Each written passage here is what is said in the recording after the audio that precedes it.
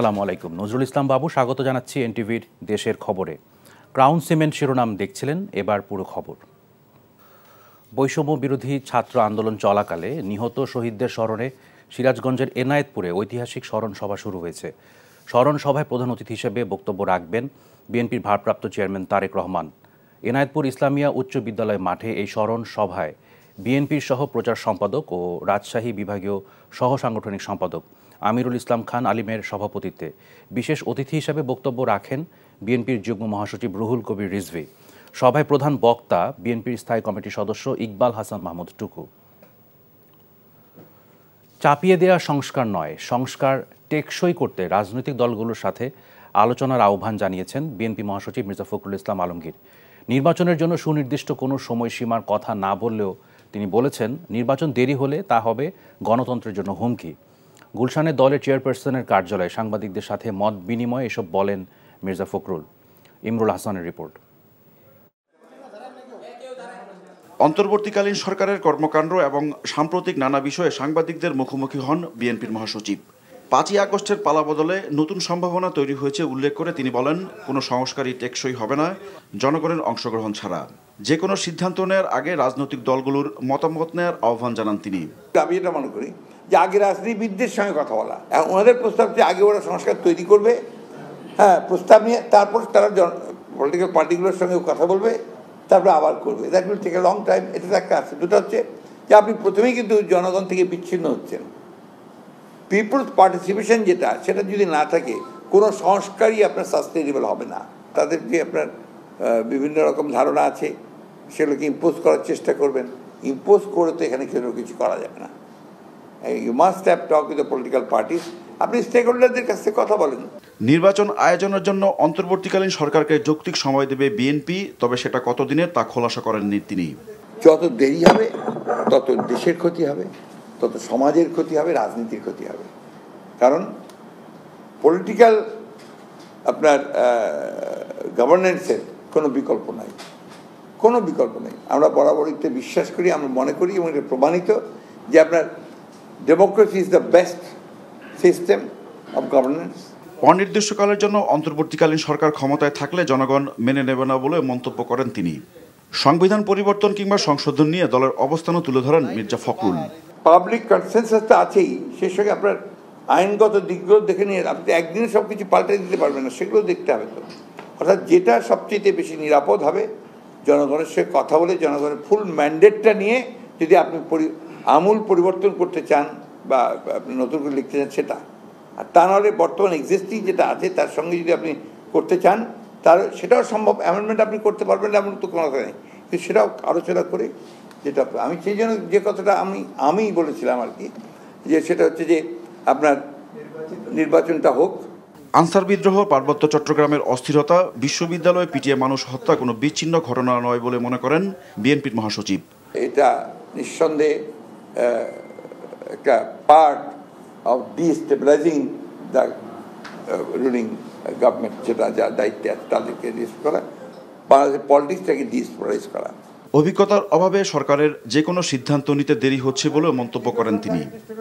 Imrul Hasan, NTV news, Dhaka. পৃথক সচিবালয় ছাড়া স্বাধীন বিচার বিভাগ প্রতিষ্ঠা সম্ভব নয় বলে মনে করেন প্রধান বিচারপতি সৈয়দ রেফাত আহমেদ। শীঘ্রই তিনি সংসদ ও নির্বাচন কমিশন সচিবালয়ের ন্যায় বিচার বিভাগের জন্য পৃথক সচিবালয়ের প্রস্তাবনা পাঠাবেন বলে জানান। সকালে সুপ্রিম কোর্টে প্রধান বিচারপতির অভিভাষণ অনুষ্ঠানে তিনি এসব কথা বলেন। বিচার বিভাগের সব ধরনের দুর্নীতিকে শূন্যের কোটায় নামিয়ে আনার দৃঢ় প্রত্যয় ব্যক্ত করেন। অনুষ্ঠানে আইন উপদেষ্টা, বিচারক নিয়োগ সহ বিচার বিভাগের সংস্কার আনার কথা পুনর্ব্যক্ত করেন। রিপোর্ট করছেন ফাহাদ মোহাম্মদ। ছাত্র জনতার গণঅভ্যুত্থানের পর বাংলাদেশের প্রধান বিচারপতির দায়িত্ব নেন বিচারপতি সৈয়দ রেফাত আহমেদ। দায়িত্ব নেবার পর প্রধান বিচারপতির অভিভাষণ অনুষ্ঠানে বিচারক ও বিচার বিভাগীয় কর্মকর্তাদের উদ্দেশ্যে বক্তব্য রাখেন তিনি। বলেন, বিচার বিভাগকে কলুষিত করা হয়েছে। বিচার বিভাগের উপরে মানুষের যে আস্থার সংকট তৈরি হয়েছে তা দূর করে নতুন দক্ষ প্রগতিশীল বিচার বিভাগ প্রতিষ্ঠা করাই হবে সংস্কারের মূল লক্ষ্য। কোনো সন্দেহ নেই যে বিদ্যমান সমস্যাগুলোর মধ্যে প্রধান সমস্যা হচ্ছে নির্বাহী বিভাগ থেকে বিচার বিভাগ কার্যকর রূপে পৃথক না হওয়া। বিচারকদের প্রকৃত স্বাধীনতা ততদিন পর্যন্ত নিশ্চিত হবে না যতদিন না বিচার বিভাগে দীর্ঘদিন ধরে বিরাজমান দ্বৈত শাসন ব্যবস্থা অর্থাৎ সুপ্রিম কোর্ট ও আইন মন্ত্রণালয়ের যৌথ এখতিয়ার সম্পূর্ণরূপে বিলোপ করে জরুরি ভিত্তিতে বাংলাদেশ সুপ্রিম কোর্টের অধীনে পৃথক সচিবালয় প্রতিষ্ঠা করা হবে। প্রধান বিচারপতি বলেন, অন্যান্য প্রতিষ্ঠানের মতো বিচার বিভাগেও দুর্নীতি রয়েছে, এক্ষেত্রে কাউকে ছাড় দেওয়া হবে না বলে জানান তিনি। আমরা দেখেছি চাঞ্চল্যকর সাগররুনি হত্যাকাণ্ডের তদন্ত রিপোর্ট প্রদানের জন্য ইতিমধ্যে 111 বার সময় নেওয়া হয়েছে। এটা কিছুতেই কাম্য হতে পারে না। বিচারকদের জবাবদিহিতা নিশ্চিত করা ও বিচার বিভাগের দুর্নীতি বন্ধ করতে আমি বদ্ধপরিকর। আজ আমি এই মঞ্চ হতে বিচার বিভাগের যে কোনো প্রকার দুর্নীতির বিরুদ্ধে জিরো টলারেন্স ঘোষণা করছি। ব্যক্তি পর্যায়ে একজন বিচারকের দুর্নীতি সমগ্র বিচার বিভাগের উপরে কালিমা লেপন করে। প্রধান বিচারপতির অভিভাষণে আইন উপদেষ্টা বলেন, বিচার বিভাগের মর্যাদা নির্ভর করে বিচার বিভাগের কর্মকর্তাদের উপর। আইন এবং বিবেক দিয়ে কাজ করতে বিচারকদের প্রতি অনুরোধ জানান তিনি। প্রধান উপদেষ্টা ডক্টর ইউনূসের মামলা আর্জি গ্রহণ করতে বিব্রত বোধ করেছিলেন। আপনাদেরকে কেন করেছিলেন? আপনার এটা দায়িত্ব না, আপনার এটা সাংবিধানিক দায়িত্ব না? আপনি শুনে রিজেক্ট করে দেন, শুনে রিজেক্ট করেন, সমস্যা নাই। আপনি শুনবেনই না, আপনারা এগুলি তো বিবেচনা করেন। আপনাদের এখানে অনেক ভালো বিচারপতি আছেন, আপনাদের সুনাম কিছু বিচারপতির কারণে ক্ষুণ্ণ হয়েছে। অনুষ্ঠানে বাংলাদেশের অ্যাটর্নি জেনারেল মোহাম্মদ আসাদুজ্জামান বলেন, বিগত ফ্যাসিস্ট সরকারের দোসর অনেক বিচারক এখনও গুরুত্বপূর্ণ পদে বহাল আছে, যা চলমান থাকলে সবার কাছে ভুল মেসেজ যাবে। বিষয়টি দেখতে সংশ্লিষ্টদের আহ্বান জানান তিনি। Fahad Mohammad, NTV news, Dhaka. ডাক, টেলিযোগাযোগ ও তথ্য প্রযুক্তি মন্ত্রণালয় এবং তথ্য সম্প্রচার মন্ত্রণালয়ের উপদেষ্টা মোহাম্মদ নাহিদ ইসলাম বলেছেন, পার্বত্য এলাকার কোথাও সরকারিভাবে ইন্টারনেট সংযোগ বন্ধ করা হয়নি। সকালে ছাগলনাইয়ার আন্ধার মানিক এলাকায় বন্যায় ক্ষতি পরিদর্শনকালে তিনি এসব কথা বলেন। উপদেষ্টা বলেন, পার্বত্য চট্টগ্রামে সমস্যা দীর্ঘদিনের, এটা অভ্যন্তরীণভাবেই সমাধান করতে হবে। দেশকে অশান্ত করার জন্য কেউ চেষ্টায় রয়েছে, তবে বাংলাদেশের মানুষ সতর্ক রয়েছে। ফেনীতে বন্যার প্রসঙ্গে উপদেষ্টা বলেন, বন্যার স্থায়ী সমাধান করতে হবে। প্রতি বছর বন্যার সম্ভাবনা থাকে, কিভাবে ক্ষতি কমিয়ে আনা যায় সে ব্যাপারে ভাবতে হবে। প্রাথমিকভাবে গৃহ নির্মাণের চাহিদা এবং শিক্ষা উপকরণের ক্ষতির তথ্য নিশ্চিত করে দ্রুত সরবরাহ করতে হবে। পরে ফুলগাজী উপজেলার বন্যার ক্ষতিগ্রস্ত এলাকা পরিদর্শন করেন তিনি। পার্বত্য চট্টগ্রাম বা কোথাও সরকারিভাবে ইন্টারনেট বন্ধ করা হয়নি এবং বন্ধ করার প্রশ্নই আসে না। পার্বত্য চট্টগ্রামে তো একটা দীর্ঘ সমস্যা বাংলাদেশে আছে সেখানে।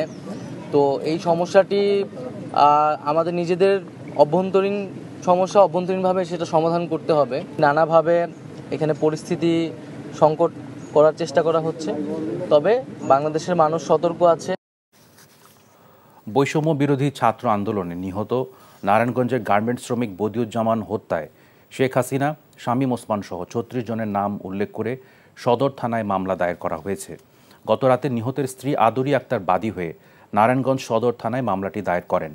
এদিকে সাভারে রাজনৈতিক কর্মসূচিতে পুলিশের হামলার ঘটনায় ক্ষমতাচ্যুত প্রধানমন্ত্রী ফ্যাসিস্ট হাসিনা ও তার স্বরাষ্ট্রমন্ত্রী ও পুলিশ প্রধান সহ ৭ জনের বিরুদ্ধে মামলা দায়ের করা হয়েছে। প্রায় ১২ বছর আগের ঘটনার বিষয়ে শনিবার সকালে মামলাটি রেকর্ড করা হয় সাভার মডেল থানায়। মামলার বাদী বিএনপি নেতা নাজিমুদ্দিন আলম। আশুলিয়ায় তৈরি পোশাক শিল্পকে অস্থিতিশীলতার অভিযোগ এক ছাত্রলীগ নেতাসহ ৫ জনকে আটক করেছে যৌথ বাহিনী। তাদের বিরুদ্ধে কারখানায় হামলা, ভাঙচুর, রাস্তা অবরোধ করে গাড়ি ভাঙচুর এবং গাড়িতে অগ্নিসংযোগের অভিযোগ আনা হয়েছে। বিষয়টি নিশ্চিত করেছেন ঢাকা জেলার পুলিশ সুপার আহমদ মুইদ।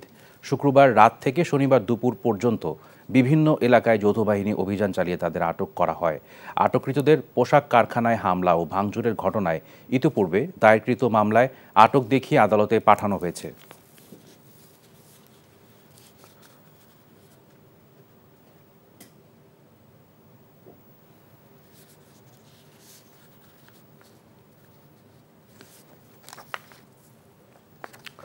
আইনের শাসন কায়েম হলে দেশ আর পথ হারাবে না বলে মন্তব্য করেছেন জামাতে ইসলামীর আমির ডাক্তার শফিকুর রহমান।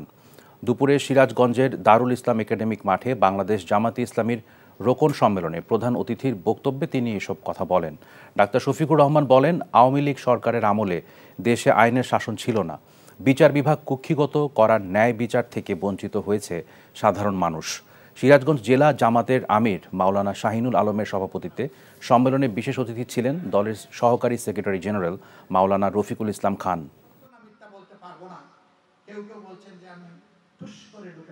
লক্ষ লক্ষ মানুষকে দফায় দফায় আপনি নিয়েছেন আদালতে, মা বোনদেরকেও আপনি ছাড় দেননি, করেছেন আপনি লাঞ্ছিত। আপনি একজন মাসুম, এবার মা বোনদের কষ্টের একটু আপনি অংশীদার হন, আপনাকে আসতে হবে। এরকম আরো যারা আছেন তাদেরও আসা উচিত। যদি সেই আইনের শাসন বাংলাদেশে কায়েম হয় তাহলে ইনশাআল্লাহ আগামীর বাংলাদেশ আর পথ হারাবে না। জাহাঙ্গীরনগর বিশ্ববিদ্যালয়ের ইতিহাস বিভাগের সাবেক শিক্ষার্থী ও শাখা ছাত্রলীগের সাবেক সাংগঠনিক সম্পাদক শামীম মোল্লা হত্যাকাণ্ডে জড়িতদের দৃষ্টান্তমূলক শাস্তি সহ 4 দফা দাবিতে বিশ্ববিদ্যালয়ে বিক্ষোভ মিছিল ও মানববন্ধন করেছেন শিক্ষার্থীরা। দুপুরে কেন্দ্রীয় শহীদ মিনারের সামনে থেকে বের করা হয় বিক্ষোভ মিছিল। ক্যাম্পাস প্রদক্ষিণ শেষে মিছিলটি পুনরায় শহীদ মিনারের সামনে গিয়ে মানববন্ধন কর্মসূচির মাধ্যমে শেষ হয়। মানববন্ধন বিশ্ববিদ্যালয়ের শামীম হত্যা ও ঢাকা বিশ্ববিদ্যালয়ের তোফাজ্জল হত্যার সাথে জড়িতদের দ্রুত বিচারের দাবি জানিয়ে মব জাস্টিসের নামে সারা দেশে বিচার বহির্ভূত হত্যা বন্ধ, নিরাপত্তা শাখা ও প্রক্টোরিয়াল বডি সদস্যদের ভূমিকার তদন্ত সহ 4 দফা দাবি জানান। বাংলাদেশের মানুষ গণ অভ্যুত্থান করার পর ছাত্র জনতার উপর যে আকাঙ্ক্ষাটা রেখেছিল সেটা অনেক বেশি আঘাতপ্রাপ্ত হয়েছে। সারা দেশে বিচার বহির্ভূত হত্যাকাণ্ড এবং মব জাস্টিসের নামে যে খুনগুলো হচ্ছে সেগুলো অবিলম্বে বন্ধের জন্য প্রশাসনের ভিজিবল কোনো উদ্যোগ নিতে হবে এবং সেগুলো বাস্তবায়ন করতে হবে। সাভারে বৈষম্য বিরোধী ছাত্র আন্দোলনে শহীদ ইয়ামিনের স্মরণে উদ্বোধন করা হলো ইয়ামিন চত্বর। বিকেলে ঢাকা রিচা মহাসড়ক পাকিজা পয়েন্টে এই চত্বরের উদ্বোধন করেন শহীদ ইয়ামিনের বাবা মোহাম্মদ মহিউদ্দিন। এ সময় উপস্থিত ছিলেন সাভার উপজেলা নির্বাহী অফিসার আবু বকর সরকার, মডেল থানার ভারপ্রাপ্ত কর্মকর্তা মোহাম্মদ জুয়েল মিয়া। বৈষম্য বিরোধী ছাত্র আন্দোলনে মিরপুরের military institute of science and টেকনোলজির কম্পিউটার বিজ্ঞান ও প্রকৌশল বিভাগে 4র্থ বর্ষের মেধাবী শিক্ষার্থী শাইখ আসহাবুল ইয়ামিন পুলিশের বুলেটে শহীদ হন। বাংলাদেশ জামাতে ইসলামী রাজবাড়ী জেলা শাখার উদ্যোগে বৈষম্য বিরোধী ছাত্র আন্দোলনে নিহত পরিবারের সাথে মত বিনিময় সভা অনুষ্ঠিত হয়েছে। সকালে রাজবাড়ী জেলা শিল্পকলা একাডেমি মিলনায়তনে এ মত বিনিময় সভায় প্রধান অতিথি ছিলেন বাংলাদেশ জামাতে ইসলামীর কেন্দ্রীয় নির্বাহী পরিষদের সদস্য সাইফুল আলম খান মিলন। বাংলাদেশ জামাতে ইসলামী রাজবাড়ী জেলা শাখার আমির অ্যাডভোকেট নুরুল ইসলামের সভাপতিত্বে বক্তব্য রাখেন সিনিয়র নেতারা।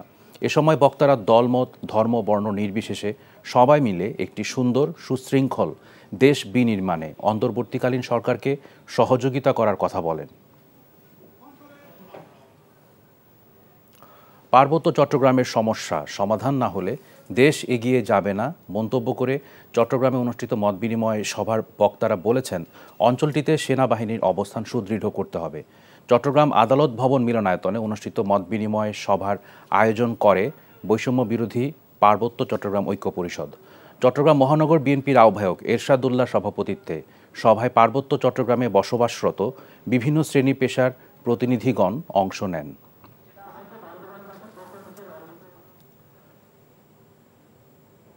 ঝিনাইদহের মহেশপুর সীমান্ত দিয়ে ভারতে যাওয়ার সময় 3 রোহিঙ্গা নারীসহ 17 জনকে আটক করেছে বিজিবি। শুক্রবার গভীর রাতে উপজেলার সামন্তা, বাঘাডাঙ্গা ও খোসালপুর সীমান্ত এলাকা থেকে আটক করা হয় তাদের। শনিবার দুপুরে মহেশপুর 58 বিজিবি ব্যাটালিয়নের অধিনায়ক লেফটেন্যান্ট কর্নেল শাহ মোহাম্মদ আজিজুস শহীদ বলেন, মহেশপুর সীমান্ত দিয়ে কিছু ব্যক্তি ভারতে যাওয়ার চেষ্টা করছে এমন খবরের ভিত্তিতে সীমান্ত এলাকায় টহল জোরদার করা হয়। এ সময় সীমান্ত এলাকা থেকে দালাল সহ 3 জন রোহিঙ্গা নারী ও মাইক্রোবাস চালক সহ মোট 17 জনকে আটক করা হয়। বিজিবির পক্ষ থেকে মামলা দায়ের করে আটককৃতদের মহেশপুর থানায় সোপর্দ করা হয়েছে। নাটোরে কর্মরত সাংবাদিকদের সাথে মত বিনিময় করেছেন বিএনপির কেন্দ্রীয় নেতা রুহুল কুদ্দুস তালুকদার দুলু। স্থানীয় একটি রেস্টুরেন্টে অনুষ্ঠিত মত বিনিময় সভায় বিএনপির প্রবীণ এই নেতা বলেন, দেশের স্বাধীনতা পুনরুদ্ধারের সংগ্রামে গণমাধ্যম ছিল অন্যতম অংশীদার।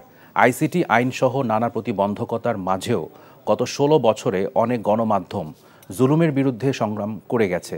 তাই ভবিষ্যতে এমন পরিস্থিতি যাতে না হয় সেজন্য প্রকৃত গণতান্ত্রিক ও জনবান্ধব সরকার প্রতিষ্ঠায় গণমাধ্যমকে ভূমিকা রাখতে হবে বলে উল্লেখ করেন দুলু।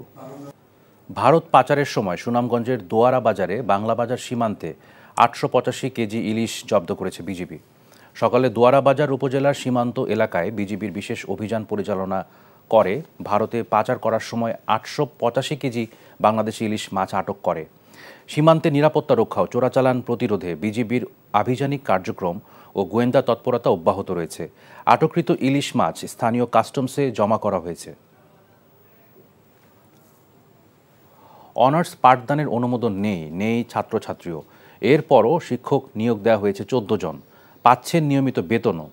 মোংলার বঙ্গবন্ধু মহিলা কলেজের বিরুদ্ধে এমন অভিযোগ পাওয়া গেছে। বিষয়টি স্বীকারও করলেন কলেজের অধ্যক্ষ।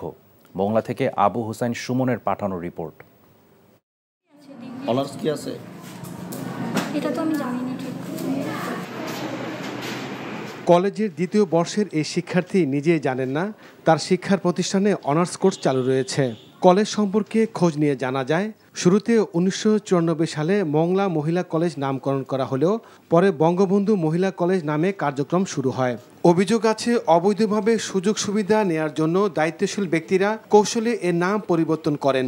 এরপর বঙ্গবন্ধুর নাম ব্যবহার ও বিশেষ সুবিধা দিয়ে ডিজি ও শিক্ষা মন্ত্রণালয়ের অডিট রিপোর্টে অনার্স ক্লাস না থাকার বিষয়টি এড়িয়ে জনপ্রশাসন মন্ত্রণালয় কর্তৃক বিশেষ টাস্কফোর্সের মাধ্যমে শিক্ষক কর্মচারীর পদ সৃষ্টি করা হয়। কেবল উচ্চ মাধ্যমিক থেকে ডিগ্রি পর্যন্ত ক্লাসের অনুমোদন থাকা কলেজে অনার্স পর্যন্ত বেতন চালু করে দেয় অর্থ মন্ত্রণালয়। এরপর ক্লাস না করে কেবল খাতায় স্বাক্ষর করে 2021 সালের মে মাস থেকেও অন্য শিক্ষকদের সঙ্গে বেতন তুলছেন অনার্স ক্লাসের জন্য নিয়োগ পাওয়া 14 জন শিক্ষক। মানে অনার্স নেই, ডিগ্রি আছে আর ইন্টারমিডিয়েট আছে। অনার্সের 14 জন শিক্ষক আছে, ভর্তি কার্যক্রম এখনো হয়নি, অধিভুক্তি আমরা এখনো পাইনি। অনার্সের এখনো ক্লাস হয় না, ওনারা ইন্টারমিডিয়েটে বা ডিগ্রিতে ক্লাস নেই। না, যেখানে ছাত্র নেই, যেখানে ক্লাস নেই, কিংবা যেখানে মানে সেখানে শিক্ষক কী জন্য প্রয়োজন, কিংবা শিক্ষকদের বেতন কী জন্য, বিষয়টি স্বীকারও করলেন কলেজের অধ্যক্ষ। সঠিক হচ্ছে না, আবার একদিক দিয়ে আমি মনে করি যে হচ্ছে, এই কারণে যে সরকার আমাকে দিয়েছে, আমি পদ সৃষ্টিটা কিন্তু সরকার আমাকে করে দিয়েছে। আমি আমার দৃষ্টিতে আমি মনে করি যে আমি বেতন দিতে বাধ্য, কারণ তাদের পদ সৃষ্টি করে দিয়েছে সরকার। তারা যেহেতু প্রশাসন পদ সৃষ্টি করে দিয়েছে, তাহলে আমি তো তাদের আটকানোর অধিকার আমার নাই আমি মনে করি। সে কারণে আমি তাদের কাজে লাগাই, তারপরে আমি তাদের বেতন দিচ্ছি। অভিযুক্তদের বিরুদ্ধে ব্যবস্থা নেওয়ার দাবি সচেতন মহলের। NTV news desk. বিষ প্রয়োগ, শিল্প ও প্লাস্টিক দূষণ বন্ধ করে পশুর নদ ও সুন্দরবনকে রক্ষার দাবিতে মানববন্ধন করেছে এলাকাবাসী। সুন্দরবনের নদী খালে বিষ প্রয়োগে মাছ নিধন বন্ধ, শিল্প দূষণ ও প্লাস্টিক দূষণ বন্ধের দাবিতে এসব কর্মসূচি পালিত হয়। মানববন্ধনে বক্তারা আরও বলেন, নদীর অভিভাবক হিসেবে নদী রক্ষা কমিশনকে সক্রিয় ও ক্ষমতায়ন করতে হবে। নদী দখল ও দূষণকারীদের তালিকা প্রকাশ করে তাদের বিরুদ্ধে আইনানুগ ব্যবস্থা গ্রহণ করতে হবে। মানববন্ধন শেষে পশুর নদের প্লাস্টিক বর্জ্যের প্রতীকী পরিচ্ছন্নতা অভিযান কর্মসূচি পালন করা হয়।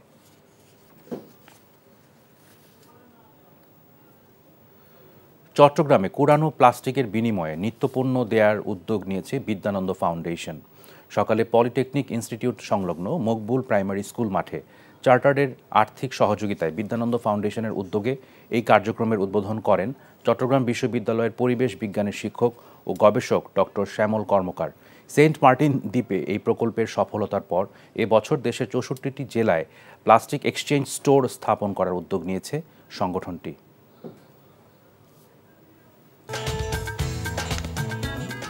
এই ছিল দেশের খবরে। এই খবরের ভিডিও সহ আপডেট জানতে ভিজিট করুন এনটিভি অনলাইন www.ntvbd.com। এছাড়াও এনটিভির জনপ্রিয় সব অনুষ্ঠান ও খবরের আপডেট জানতে ভিজিট করুন আমাদের ইউটিউব ও ভেরিফাইড ফেসবুক পেজ। 6টায় ইভিনিং নিউজ দেখার আমন্ত্রণ রইল। ধন্যবাদ সবাইকে।